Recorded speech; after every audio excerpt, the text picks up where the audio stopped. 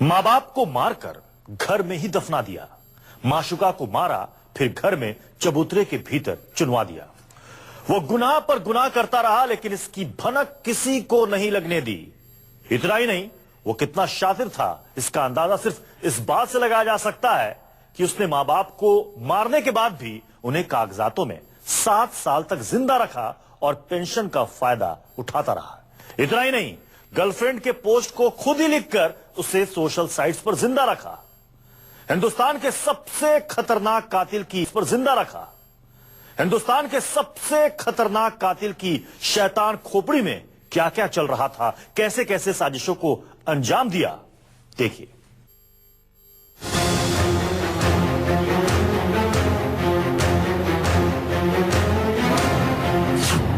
मारकर भी मां बाप को 7 साल तक जिंदा रखा।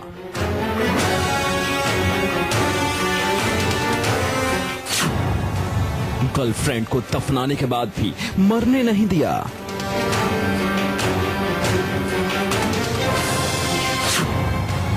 शैतान खोपड़ी की खौफनाक साजिश। हिंदुस्तान के सबसे हैरान करने वाले हत्याकांड की तहकीकात 3 राज्यों की पुलिस कर रही है। जैसे जैसे जांच आगे बढ़ रही है, वैसे वैसे शैतान खोपड़ी के चौंकाने वाले खुलासे हो रहे हैं। किलर उदयन ने मां बाप की हत्या करने और उन्हें दफनाने के बाद ऐसा प्लान तैयार किया कि 7 साल तक मर्डर पर पर्दा पड़ा रहा। ना रिश्तेदारों को भनक लगी, ना पुलिस को खबर हुई और ना ही पड़ोसियों को माता पिता की हत्या की आहट लगने दी।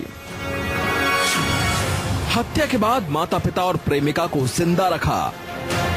माता पिता की हत्या के बाद उदयन दास ने फेसबुक पर कई फेक आईडी बनाई। दादा के नाम से स्टीफन मेहरा, पिता के नाम से वीरेंद्र दास, प्रेमिका के नाम से आकांक्षा उदयन मेहरा। इसमें वो दादा, प्रेमिका और पिता के नाम से पोस्ट और कमेंट करता रहा। अपने माँ बाप का कत्ल करने के बाद भी वो फेसबुक पर उनके नाम से कमेंट करता रहा। कभी वो अपने आप को मॉस्को में तो कभी पेरिस में बताता रहा, कभी यूएन में पीएचडी तो कभी यूएन में नौकरी करने की जानकारी देता रहा, ताकि उसके किसी जानकार को उसके इस कारनामे का पता न चल जाए जिसमें उदयन अपने माँ बाप का कत्ल कर घर के सामने ही उनकी कब्र बना चुका था। इन तीनों आईडी को उदयन खुद ही चलाता था। कभी दादा बनाकर लाइक करता, कभी पिता बनकर कमेंट करता, कभी गर्लफ्रेंड बनकर प्यार का इजहार करता, ताकि किसी को शक ना हो कि इसके ये रिश्तेदार जिंदा नहीं हैं। 2 फरवरी 2015 को दादा के नाम से बनाई एक आईडी से उदयन एक फोटो पोस्ट करता है जिसमें एक बुजुर्ग उसके गले में हाथ डाले है। कमेंट है, मैं अपने पोते उदयन के साथ एक ऊर्जावान युवा जिसमें आगे बढ़ने की आग है, हमेशा विजयी रहो। इसमें उदयन सिर पर हैट लगाए है, उसके हाथ में एक बोतल है। वो अपने पिता वीरेंद्र दास के नाम से भी कमेंट कर रहा है, जबकि उन्हें 2010 में ही मार चुका था। 17 दिसंबर 2016 को आकांक्षा उदयन मेहरा की आईडी से एक फोटो पोस्ट किया जिसमें उदयन और आकांक्षा की फोटो है। साथ में लिखा है, हम तो टॉम एंड जेरी, हम में अपनी पसंद के अनुसार जीने की हिम्मत है। इस पोस्ट में उदयन ने कमेंट किया, आकांक्षा मेरी जिंदगी है, किसी ने उसे पिन भी चुभाया तो मैं उसके दिल को तलवार से चीर दूंगा। मैं खुले तौर पर स्वीकारता हूँ कि आकांक्षा से मुलाकात से पहले मेरी जिंदगी किसी चरवाहे की तरह थी। जबकि उदयन इस पोस्ट से 6 महीने पहले ही आकांक्षा को मार चुका था। इस तरह की घटना को अंजाम देने वाले जो लोग होते हैं वो अक्सर एंटी सोशल पर्सनालिटी डिसऑर्डर या बॉर्डरलाइन पर्सनालिटी डिसऑर्डर के केस होते हैं। ये लोग अक्सर झूठ बोलते हैं और अपना ओहदा या अपनी पोजीशन बढ़ा चढ़ा के बोलते हैं। ये बहुत स्वीट टॉकर्स होते हैं, अपोजिट सेक्स को अपने बातों में फंसा सकते हैं। हत्या के बाद मां बनकर पेंशन लेता रहा। पूछताछ में उदयन ने कबूला कि मां की हत्या के बाद वो 5 साल तक मां के नाम से पेंशन लेता रहा, वो भी बगैर लाइफ सर्टिफिकेट के। उदयन की माने तो उसने 2011 में अपने माता पिता की हत्या करती थी। सवाल ये कि वो मां की पेंशन बैंक से कैसे निकालता रहा, जबकि रूल्स के मुताबिक पेंशनर को हर साल खुद बैंक जाकर लाइफ सर्टिफिकेट देना होता है। बैंकिंग से जुड़े हुए विशेषज्ञ बताते हैं कि बिना बैंक के कर्मचारी की मिली भगत के ये सब संभव ही नहीं है, क्योंकि इस तरह के निःशक्त पेंशनर्स की सबसे पहले जांच होती है, डॉक्टर के द्वारा सर्टिफिकेशन होता है और इस सर्टिफिकेट को बैंक का कर्मचारी खुद पेंशनर के घर जाकर लेकर आता है। उसके बाद पेंशन की प्रक्रिया शुरू होती है। लेकिन इस केस में ऐसा कुछ भी नहीं हुआ है और यही वजह है कि अब फेडरल बैंक पर भी सवाल खड़े हो रहे हैं। उदयन की मां भोपाल के विद्यांचल भवन में एनालिस्ट थी। मां के पेंशन के पैसे से ही वो अय्याशी करता था और भी हत्याओं का शक गहराया। उदयन के मामले में रोज नए खुलासे होने से पुलिस भी हैरान है। छत्तीसगढ़ में पूछताछ के दौरान उदयन ने पुलिस को फिर गुमराह किया। पुलिस को अंदेशा है कि उदयन ने अपने महंगे शौक के आड़े आने वाले किसी और की भी हत्या तो नहीं की। पुलिस रायपुर के इस घर में मिले कंकाल की डीएनए और फोरेंसिक जांच करा रही है ताकि पता चल सके कि ये उदयन के माता पिता ही हैं या कोई और।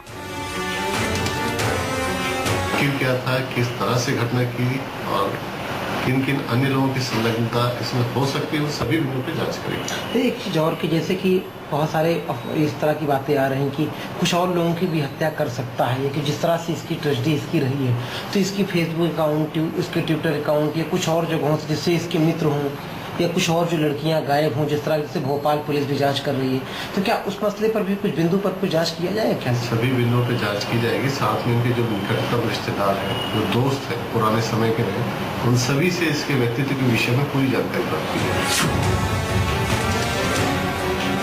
बताया जा रहा है कि उदयन महीने की शुरुआती 15 दिन तक ही रईस बनकर घूमता था। वो इन 15 दिनों तक पैसों को पानी की तरह बहाता था। इसके बाद उसके सामने कंगाली छा जाती थी। वो कॉल गर्ल को भी घर बुलाता था। गर्लफ्रेंड की हत्या के बाद उसी चबूतरे पर बैठकर अय्याशी करता था। पैसे खत्म होने के बाद वो दोस्तों और करीबियों से उधार लेकर अपनी जरूरतें पूरी करता था। पुलिस इस केस की तह तक पहुंचने के लिए हर एंगल से जांच कर रही है। गोविंद सिंह के साथ जयप्रकाश सिंह, न्यूज़ 24। 7 साल पहले 2010 की रात आखिर क्या हुआ? कैसे उदयन ने माता पिता की हत्या की और फिर उन्हें बागीचे में दफना दिया और पड़ोसियों को इसकी भनक तक नहीं लगी और 7 साल तक उस राज पर पर्दा पड़ा रहा।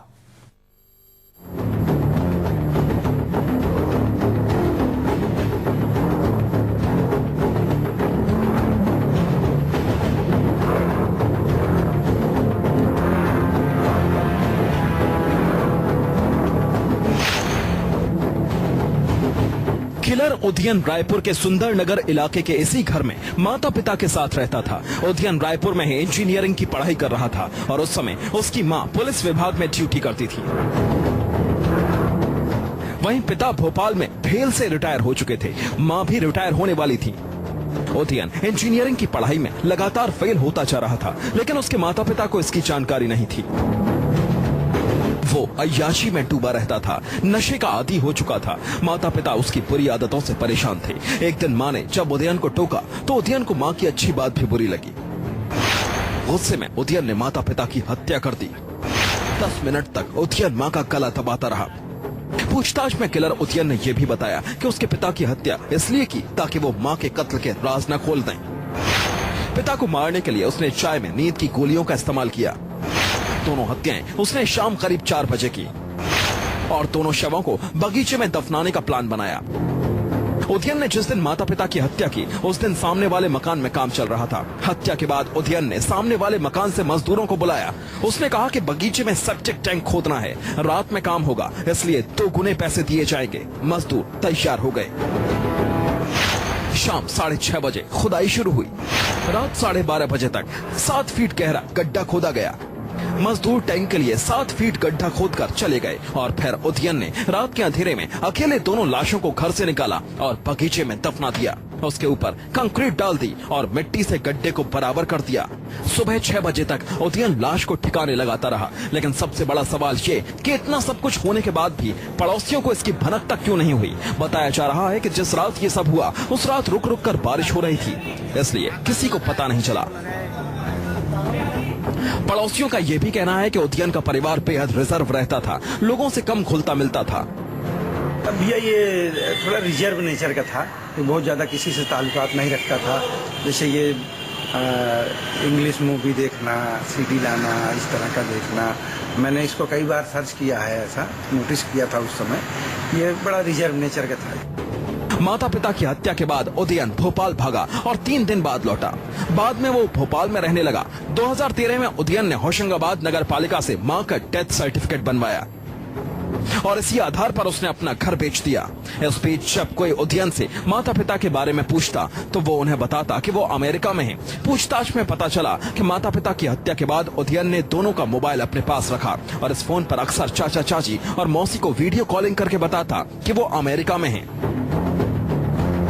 किसी को शक न हो इसके लिए बाकायदा उसने घर के पर्दे बेहद हाई क्वालिटी के बना रखे थे। पर्दे और सोफे ऐसे थे जिससे लगता था कि वो वाकई विदेश में है। लेकिन 2010 के बाद उसने कभी माता पिता से किसी की बात नहीं करवाई। साइकोपैथिक पर्सनालिटीज जो अभी तक हम पढ़ाते आ रहे थे, आज ये एक प्रत्यक्ष एग्जाम्पल हमारे स्टूडेंट्स को और हमारे शायद समाज को देखने को मिला है। असल में ये थोड़ा शिज़ोइड पर्सनालिटी डिसऑर्डर के अंतर्गत रखा जा सकता है, लेकिन मैं कहूँगी और इन्वेस्टिगेशन की जरूरत है। सन की किलर अब बंगाल पुलिस की कस्टडी में है। उससे पूछताछ हो रही है। पुलिस उन लोगों तक पहुंचने की भी कोशिश कर रही है जिन्होंने उदयन के अपराध में उनकी मदद की।